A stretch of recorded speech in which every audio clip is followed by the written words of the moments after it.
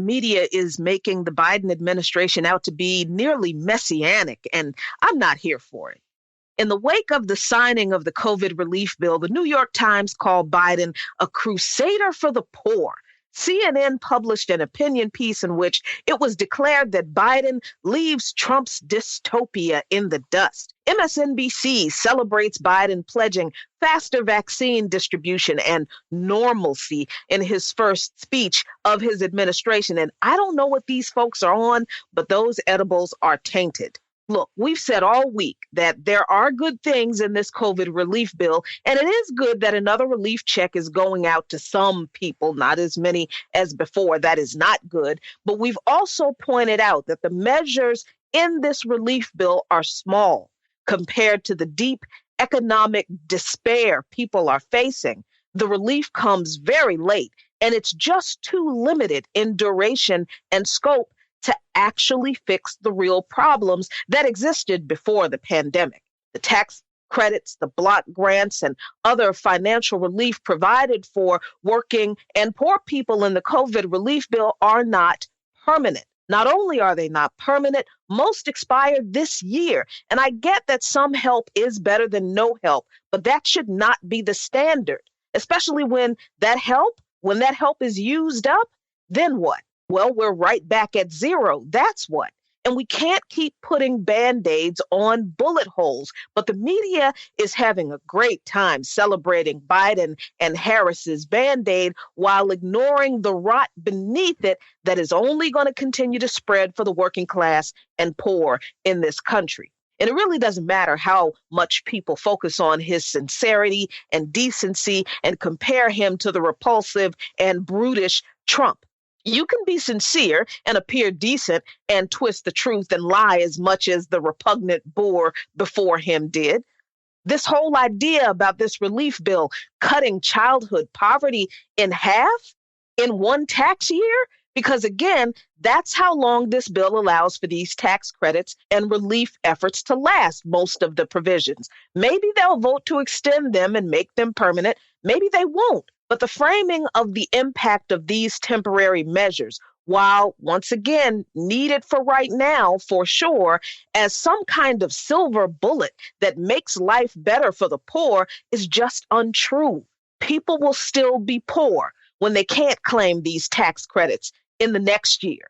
And I'm not going to stop reminding you that the working poor do not have a federal dignity wage of $15 an hour, and they'll still be struggling regardless of the impact of this bill. And we should never, ever forget that the working poor were abandoned in the most basic, fundamental manner in the propaganda campaign to sell you this COVID relief bill.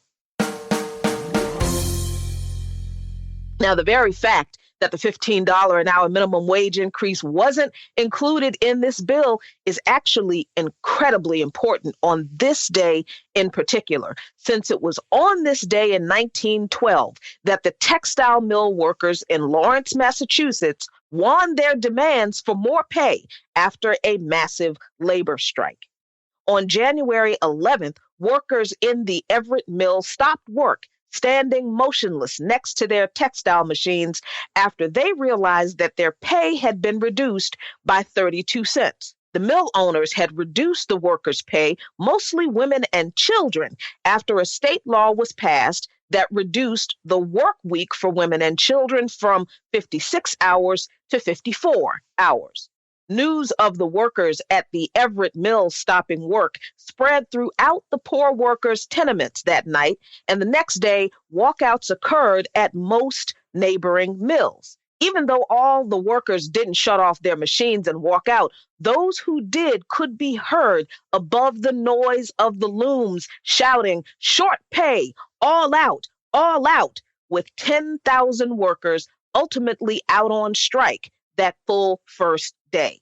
The strike grew by the thousands the following week, with the large immigrant community in Lawrence bonding over their demands for improvement in their common squalid living conditions and abhorrent work conditions. People from 51 nations lived in 7 square miles in Lawrence, but the social networks shared by the laborers that included soup kitchens, ethnic organizations, and community halls all served to unite the residents and workers in their fight for all workers' rights. And women were at the forefront of the struggle. They were on the picket lines, delivering speeches, involved in every aspect of the struggle that was met with armed state militiamen protecting the mills and their property. Undeterred, the women's banners that were in the protests demanded both living wages and dignity. We want bread and roses too, is what the banners read, and that gave the work stoppage its name, the Bread and Roses Strike.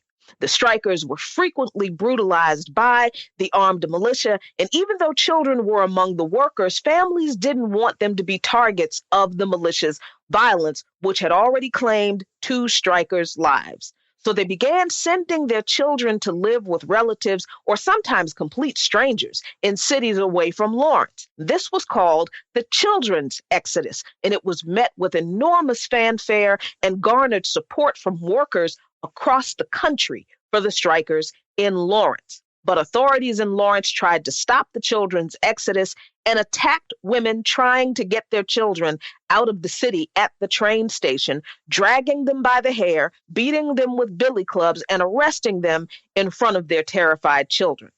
The publicity from the police abuse of those women prompted President Taft to call for an investigation. Striking workers, including children as young as 14 or even younger, testified in Congress about the brutal working conditions and poor pay inside the Lawrence mills, including workplace-related respiratory conditions that shortened workers' life expectancy and dangerous conditions that frequently took lives and limbs. The horrific testimonies ultimately concluded and forced the mills to concede to the workers' demands on March 12th. And on March 14th, they agreed to a 15% pay increase, overtime compensation increase, and a promise not to retaliate against striking workers. By the end of March, textile mill owners and other industries across New England followed suit.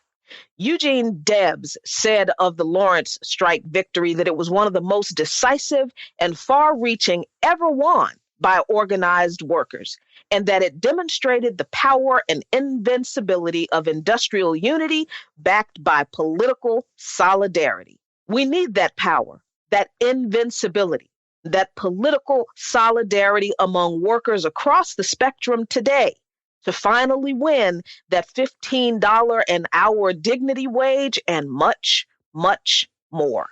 Workers around the world, unite. Follow Luqman Nation on patreon.com/LuqmanNation for lots of great content.